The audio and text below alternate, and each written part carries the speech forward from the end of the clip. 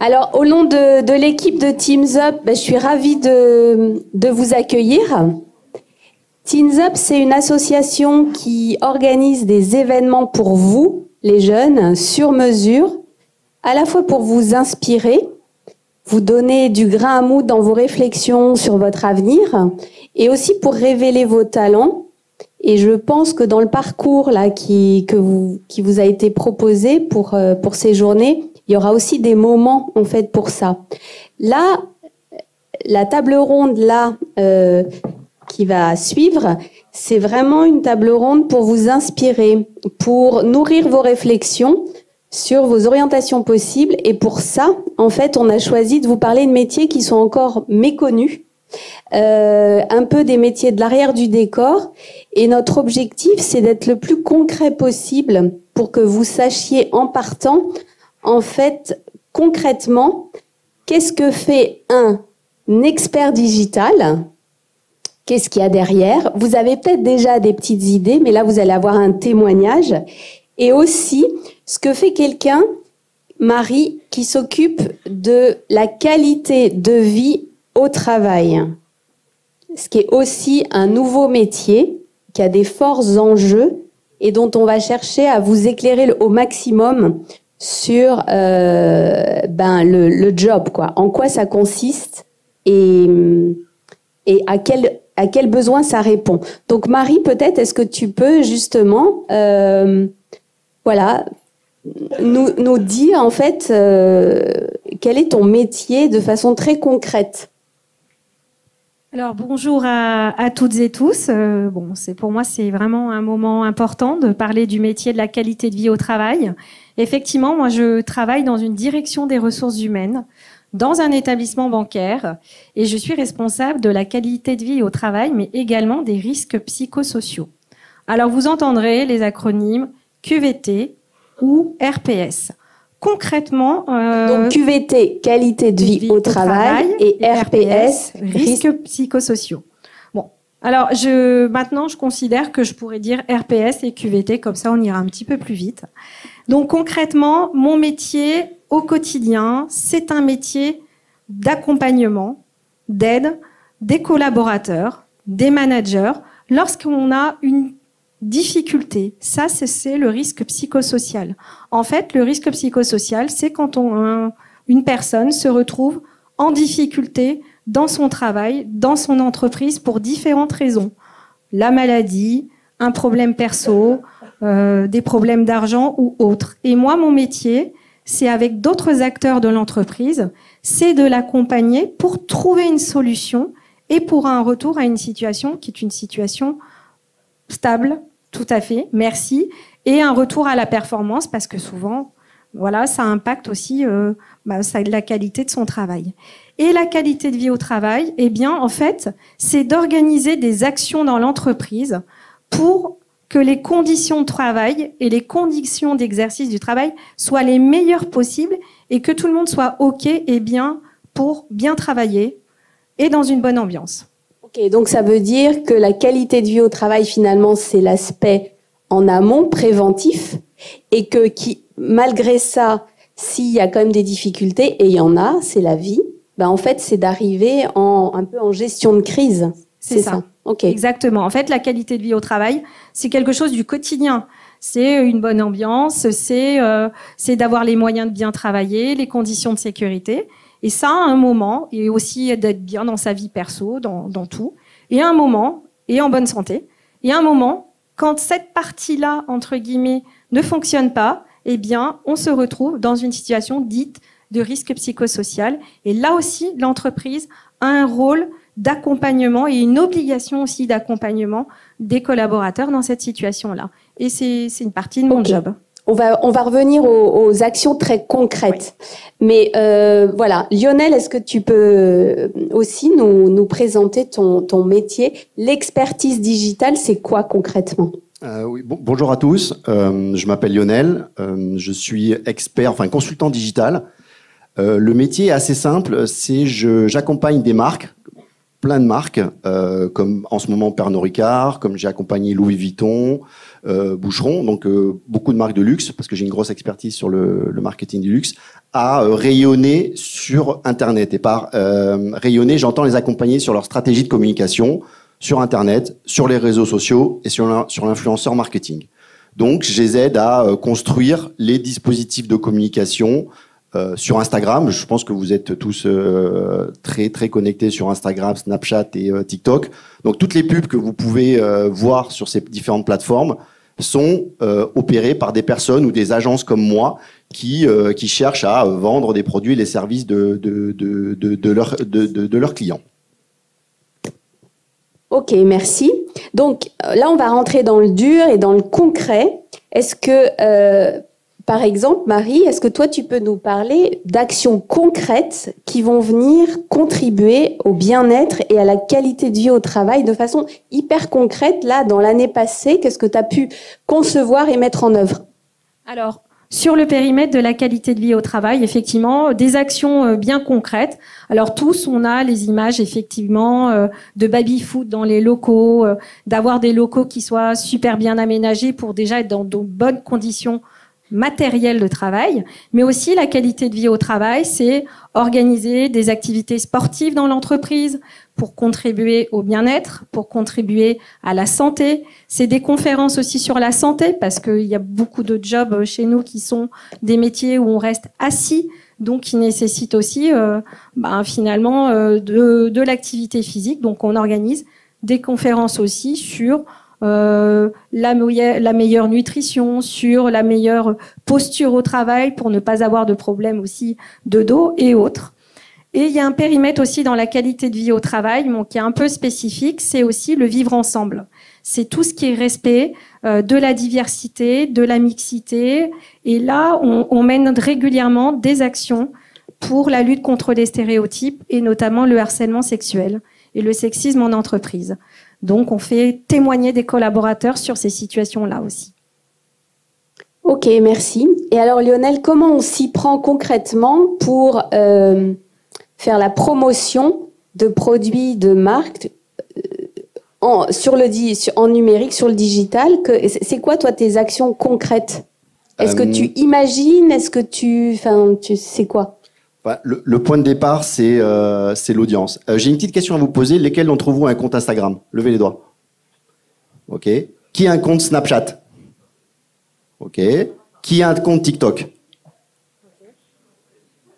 Ok. Donc, le point de départ de tout ce que je vais faire, ça sera la connaissance que j'aurai de votre comportement sur les réseaux sociaux. Aujourd'hui, vous êtes tous connectés sur les réseaux sociaux, sur l'ensemble des comptes. Vous suivez des personnes, vos amis, vous suivez des marques, vous suivez même des influenceurs. Donc, avec cette donnée qui nous est proposée par les plateformes, par Facebook, par Snapchat, par YouTube, par exemple, aussi, ou même par TikTok, on connaît votre comportement. Et basé sur ce comportement, on est capable de vous adresser les meilleurs messages publicitaires, tout simplement. Est-ce que vous savez combien de temps vous passez sur les réseaux sociaux par jour? Chacun, à peu près. Un chiffre. Par mois? Par jour. Par jour. Vas-y. 4 heures. En moyenne. Chut, s'il vous plaît. En moyenne, vous passez 3h20 sur les réseaux sociaux. Quelle est la première plateforme, selon vous? Exactement. TikTok, c'est 54 minutes en moyenne. Snapchat, c'est 50.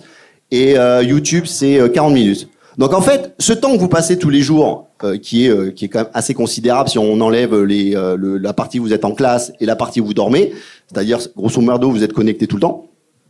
Ce qui est intéressant, c'est que ça nous donne, pour nous, acteurs, consultants digital de la publicité, beaucoup d'informations pour pouvoir vous cibler. Donc, si demain Nike vient me voir, je saurai à travers les données que les plateformes vont me fournir qui je dois toucher parce que la personne elle suit la marque Nike, parce qu'elle suit des influenceurs sneakers, parce qu'elle suit par exemple des revendeurs de sneakers, etc. Et donc je saurai qui allait toucher sur les plateformes. Donc toutes les publicités que vous pouvez voir sur vos différents réseaux, en fait, sont corrélés avec votre comportement, les choses que vous aimez, les gens que vous suivez et toutes les actions que vous pouvez mener sur Internet.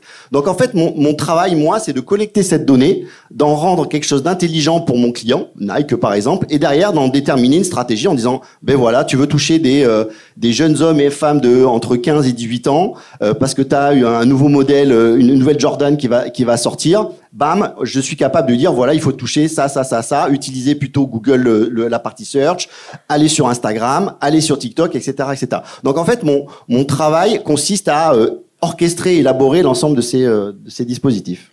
Ok, je vois au premier rang, on a pas mal d'ambassadeurs de Nike.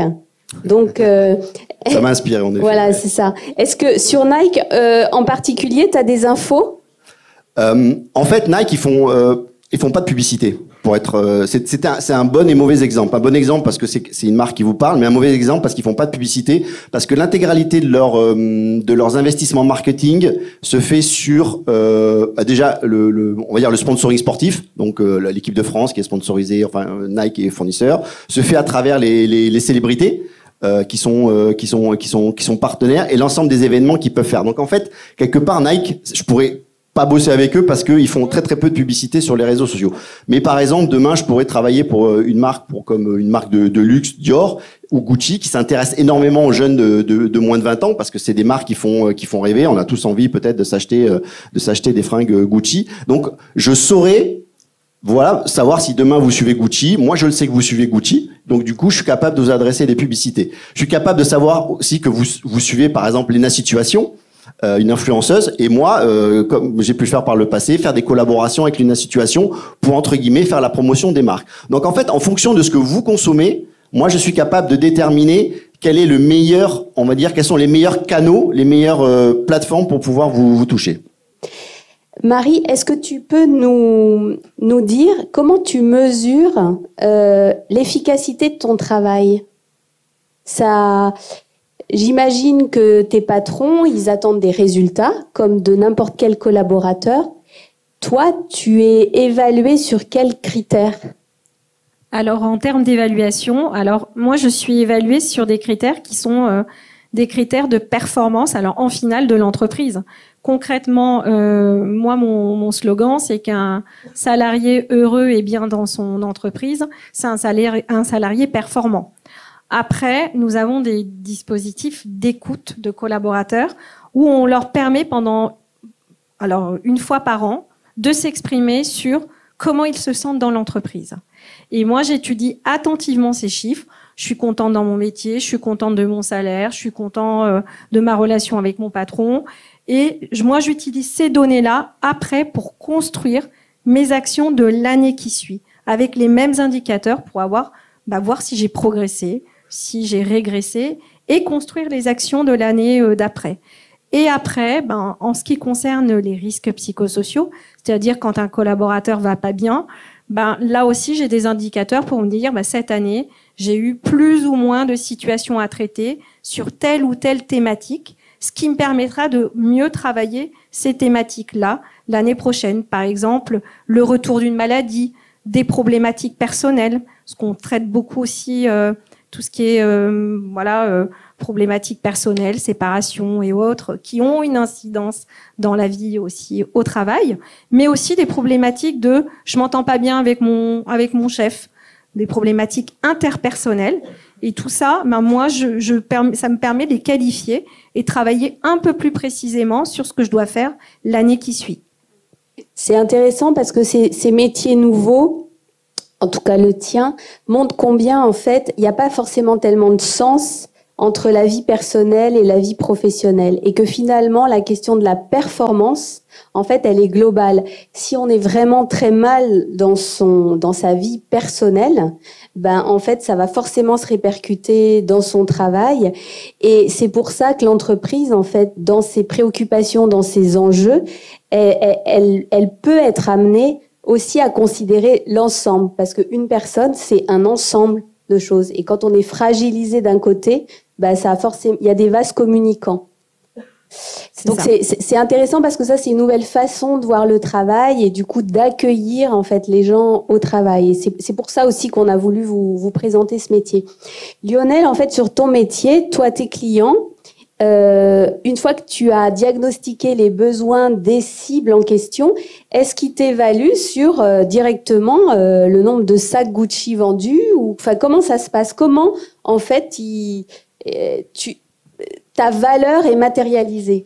In fine, on va dire l'objectif de n'importe quelle marque, c'est de vendre des produits ou des services. Donc évidemment, on va regarder cet indicateur, mais ce qu'on regarde en amont, c'est comment vous avez pu réagir à une publicité que vous avez pu voir. Est-ce que vous avez scrollé en disant non mais ça m'intéresse pas?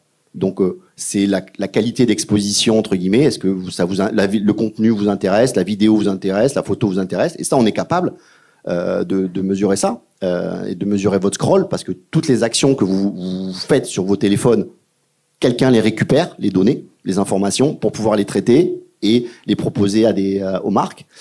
On va mesurer évidemment les interactions que vous allez avoir avec ces contenus. Est-ce que vous avez cliqué? Est-ce que vous avez partagé? Est-ce que vous avez liké, commenté, etc., etc.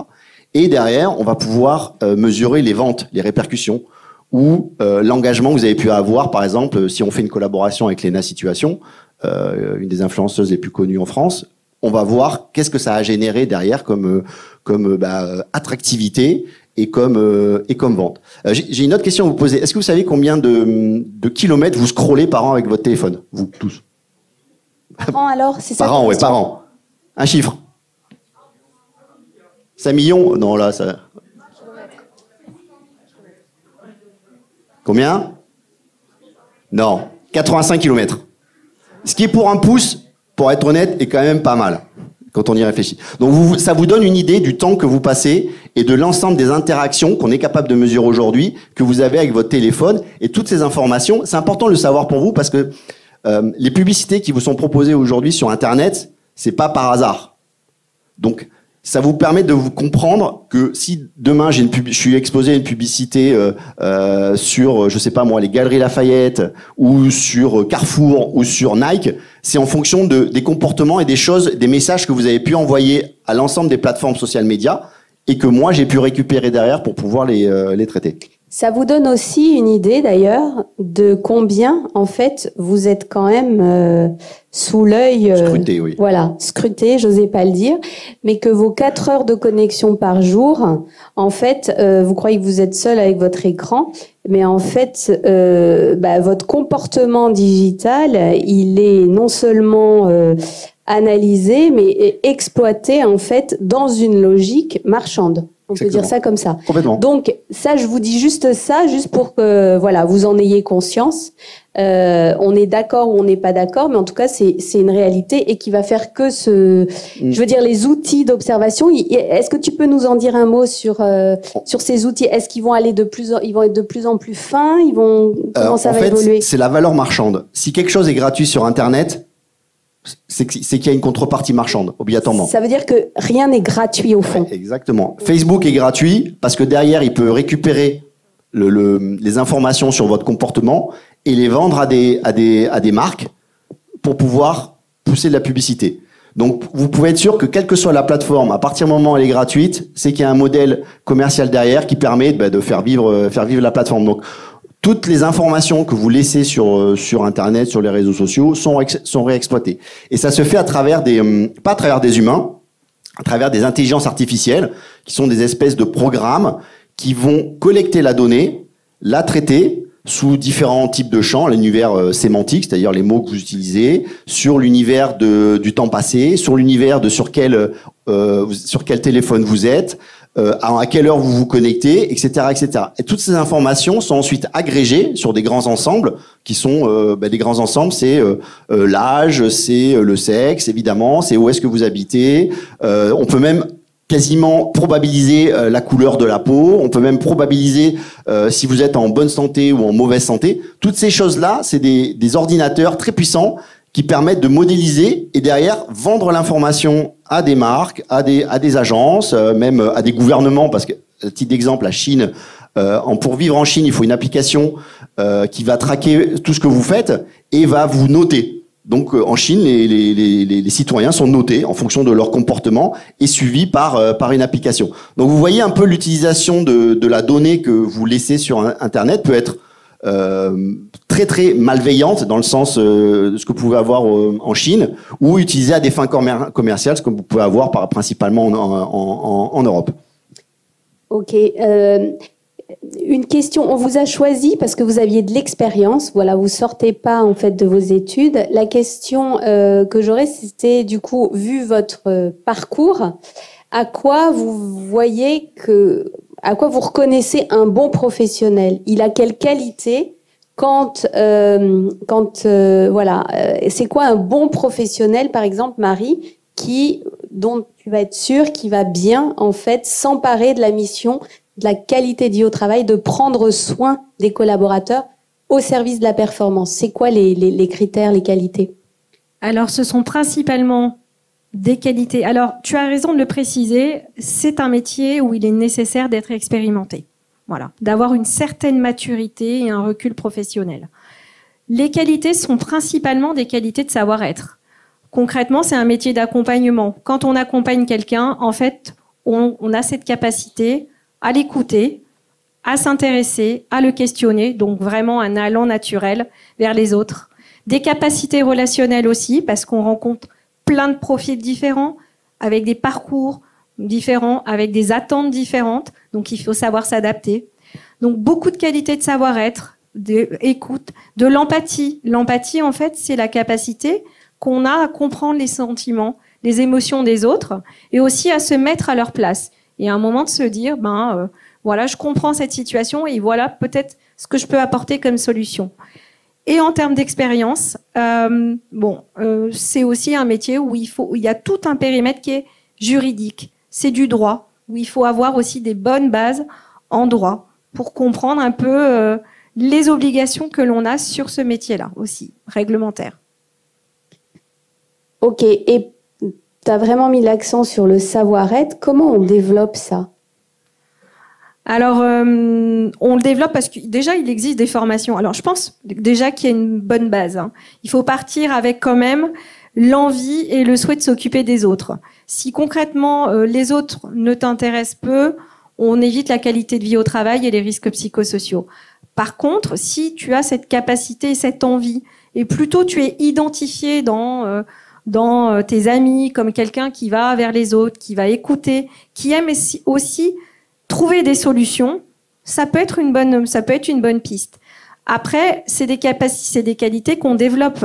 Moi, mon métier, concrètement, quand je débute ma journée, je ne sais jamais vraiment comment ça va se passer. Je risque de rencontrer une nouvelle personne, une nouvelle situation. Et à chaque fois, je dois m'adapter. Je dois essayer de voir si j'ai les bons interlocuteurs. Donc, il faut savoir s'adapter aussi. Donc, c'est des capacités qu'on développe avec le temps. Donc, la maturité.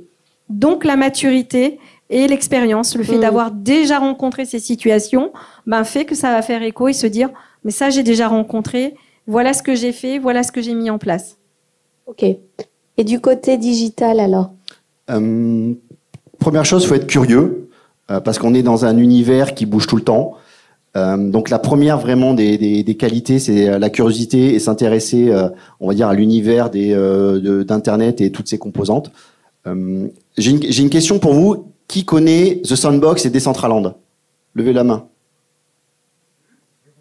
Decentraland, Sandbox, est-ce que ça vous parle?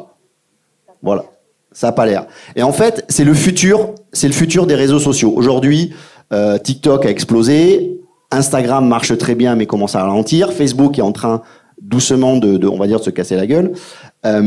Après, ils ont 3 milliards de personnes dessus, donc ça va prendre du temps. Mais dans tous les cas, on voit qu'il y a une évolution des réseaux sociaux, comme il y a une évolution on va dire, d'Internet. Il y a eu le Web 1 qui était, les sites, l'Internet comme on l'a connu. L'avènement du mobile, ça a fait que tous les réseaux sociaux ont explosé. Et là, on va passer sur ce qu'on appelle le Web 3, qui est un changement complètement on va dire, de paradigme, de dimension, où les réseaux sociaux vont devenir complètement différents. Et aujourd'hui, il y a des plateformes qui s'appellent des plateformes métavers, qui sont en train d'émerger et qui sont, on va dire, le futur des réseaux sociaux.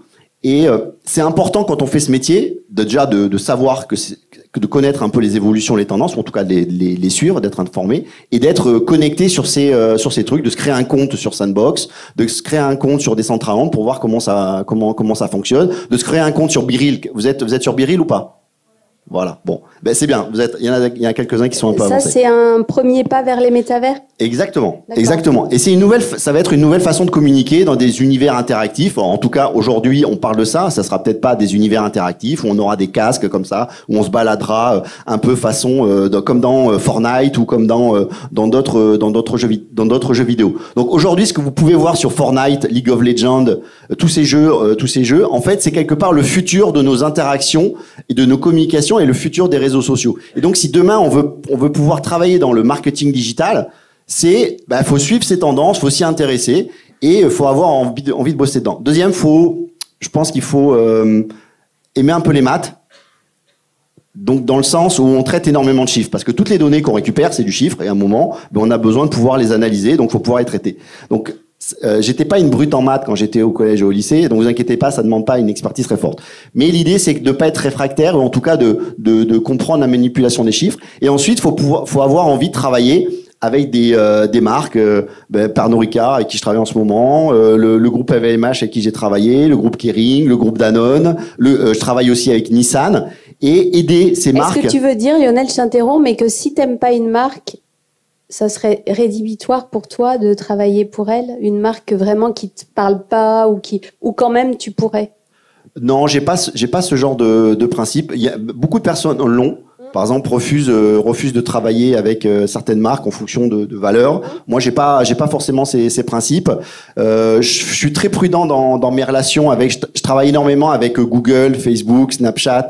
Donc, je fais très attention parce que je connais leur capacité de nuisance. Donc, je suis très prudent. Je sais qu'on n'a pas le droit, en France, on n'a pas le droit d'utiliser des données ethniques, c'est-à-dire la couleur de la peau. C'est interdit d'utiliser ces données en publicité. Mais je sais que les données sont disponibles. Donc, on fait chacun fixe ses barrières, et moi, quand c'est entre guillemets illégal, je le fais pas. Ok. Vous avez une différence tous les deux, même si vous avez une expérience assez significative, mais la différence, c'est que toi, Marie, tu travailles pour un établissement bancaire, et donc tu es salarié, et toi, Lionel, tu es indépendant. J'aimerais votre avis là-dessus, parce que je sais qu'il y a beaucoup de jeunes qui ont envie d'être indépendants, que l'indépendance et la liberté, évidemment, ça fait rêver, mais il y a des avantages et des inconvénients dans toute situation. Donc, j'aimerais un peu avoir votre avis sur, le fait d'être salarié, qu'est-ce que ça apporte et c'est quoi les limites? Et pareil pour toi, Lionel, dans l'indépendance, qu'est-ce que ça veut dire et qu'est-ce que ça coûte? Alors, moi, j'ai connu les deux situations. Aujourd'hui, je suis effectivement salariée. Alors, je dirais que les atouts, quand on est salarié et globalement performant, on a un salaire tous les mois qui tombe automatiquement, qui est versé. Alors après, avec selon les entreprises, différents avantages aussi. Donc, il y a une certaine sécurité. Et aussi dans les moyens qui sont mis à disposition. Aujourd'hui, moi, j'ai un budget pour mener mes moyens, pour mener mes actions. J'ai des moyens, j'ai un bureau, j'ai un équipement. En fait, tout ça me permet de travailler dans de bonnes conditions et ça, c'est super important. Après, les limites, c'est des limites aussi dans un établissement, dans une banque, il y a beaucoup de hiérarchie. Donc, il y a beaucoup de patrons au-dessus de toi. Et concrètement, ça aussi, il faut l'intégrer. Donc, quelque part, ça impacte un peu ta liberté. Quand tu prends une décision, ça doit être validé en amont. Donc, tout prend un peu plus de temps. Et ça, au départ, j'ai eu quelques difficultés. Je trouvais que c'était, lourd, ou voire impersonnel. C'est-à-dire que tu as un organigramme et tu es une partie de l'organigramme. Après, tout dépend des politiques d'entreprise. Donc, il y a des avantages et des inconvénients aujourd'hui. Ceci dit, pour toi, Lionel, j'imagine que tu es indépendant, mais tu décides pas tout seul. Finalement, c'est ton client qui décide. T'es dans la relation qu'évoque Marie sur, finalement, tu fais pas tout ce que tu veux. Non, complètement. Pour moi, j'ai aussi connu les deux modèles, puisque avant j'ai été salarié, j'ai travaillé pour Publicis, pour le groupe LVMH, et pour une agence d'influenceurs marketing pour laquelle j'étais directeur général pendant 3 ans. Donc j'ai connu le format classique, et j'ai voulu être indépendant pour avoir plus de liberté, et faire tourner ma vie professionnelle autour de ma vie personnelle. C'est-à-dire que ce matin, je suis allé courir, je suis allé faire un footing, j'ai amené mon fils à l'école, je suis venu ici pour faire cette conférence et vous rencontrer et discuter avec vous. Et cet après-midi, je vais bosser. Donc ça me permet quelque part d'organiser ma vie, entre guillemets, un peu comme j'en ai envie. Ça, c'est vraiment pour moi le gros avantage et la raison pour laquelle j'ai basculé sur ce modèle-là. Ensuite, j'ai évidemment des contraintes. Les contraintes, c'est que je dois trouver des clients. Donc, faut que je prospecte, que je téléphone, que j'écrive, voilà ce que je fais, voilà comment je pourrais être utile pour vous. 2, c'est que j'ai pas de revenus qui tombent à tous les mois. Voilà, déjà, je ne transforme pas tout le temps. Quand tu prends des vacances, et quand je prends des vacances, je ne gagne pas d'argent. Donc ça, c'est une forme d'insécurité quelque part. Et quand on vient du salariat comme moi pendant des années où il y a un salaire qui tombe à tous les fins de mois, à un moment se dire oh là là, le chiffre d'affaires il est là, mais en fait entre avoir un chiffre d'affaires et être payé, en France c'est particulièrement compliqué parce qu'il peut se passer 6 mois, 9 mois, même plus. Et je suis aussi tributaire de mes clients, c'est-à-dire que mes clients me confient une mission et que je dois délivrer, donc quelque part comme un salarié. Sauf que le lien de subordination n'est pas le même que quand on est salarié. Est-ce que vous savez ce que c'est qu'un lien de subordination? Parce que ça, c'est typiquement ce qui existe dans un contrat de travail salarié. Donc, est-ce que tu peux... Tout simplement, c'est que moi, je suis recruté pour conduire une mission et je suis pas recruté pour travailler pour l'entreprise. Donc, je ne suis pas collaborateur de l'entreprise. Donc, je n'ai pas de manager avec lequel je dois composer, avec lequel je dois entre guillemets respecter ses décisions, etc., etc. Donc, en fait, ça simplifie beaucoup plus la relation, on va dire hiérarchique qu'il peut y avoir entre le manager et son collaborateur, et entre le donneur d'ordre et l'exécutant que je suis de la mission. Et j'avoue que franchement, en étant mon propre chef et propre patron, ça me rend la vie beaucoup plus agréable. En fait, quelle que soit la culture managériale d'une entreprise que vous allez rejoindre, en fait, le job du manager, c'est de trancher. Donc, il peut être hyper coopératif, être dans la collaboration et l'écoute, mais de toute façon, son job, c'est de trancher. Donc, c'est lui qui a la décision finale. Donc, c'est ça un lien de subordination. C'est-à-dire que, in fine, quels que soient vos arguments, etc., il revient à votre responsable hiérarchique de décider. Et c'est ça que veut dire Lionel, c'est-à-dire qu'on n'est pas dans la même relation avec un client, même si c'est lui qui vous commande quelque chose et qui définit, qui délimite la mission, mais c'est quand même un peu différent dans la relation.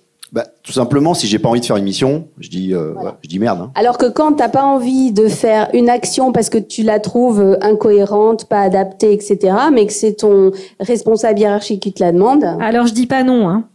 Pour le coup, je fais. Après, je négocie, j'explique que je suis pas forcément OK, mais le lien de subordination fait que je devrais réaliser la mission.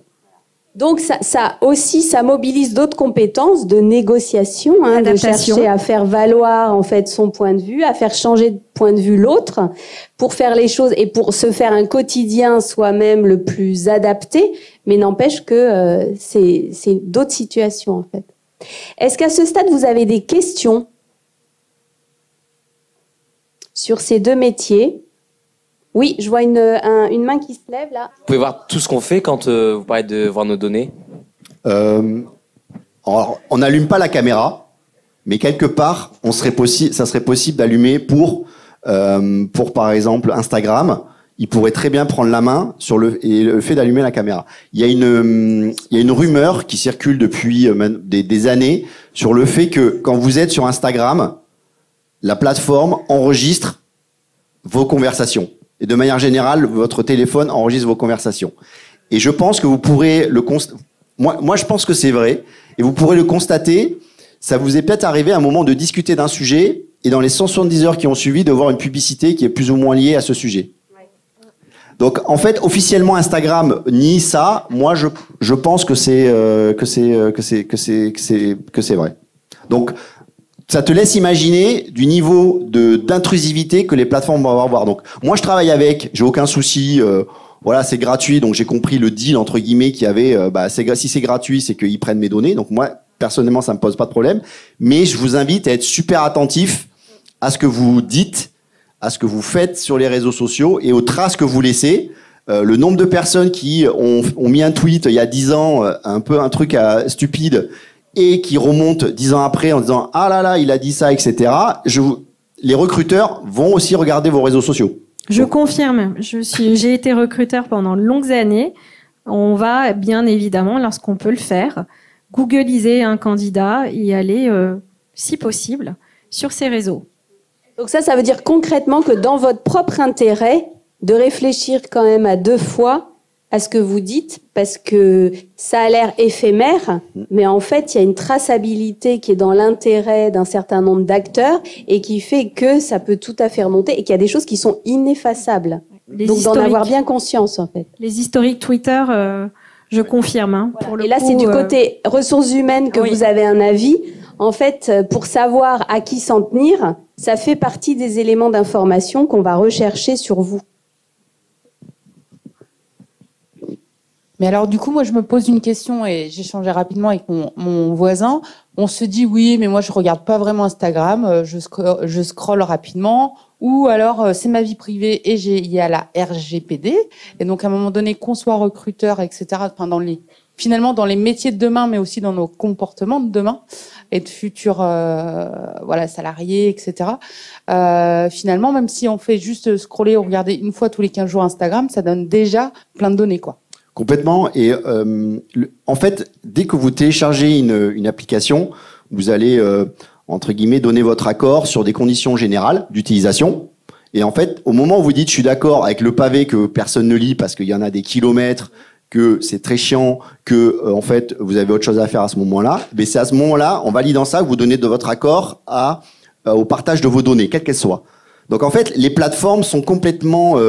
on va dire, en règle avec la RGPD et toutes les données liées à la protection, tout ce que la CNIL peut mettre en œuvre. Le truc, c'est que individuellement, on donne notre accord. Donc, il y a pas, ils ont complètement le droit. Ok, merci beaucoup. On va devoir arrêter là, mais en tout cas, je vous remercie beaucoup et peut-être on peut applaudir les intervenants. Merci. Merci. Et bon après-midi alors. Bon après-midi.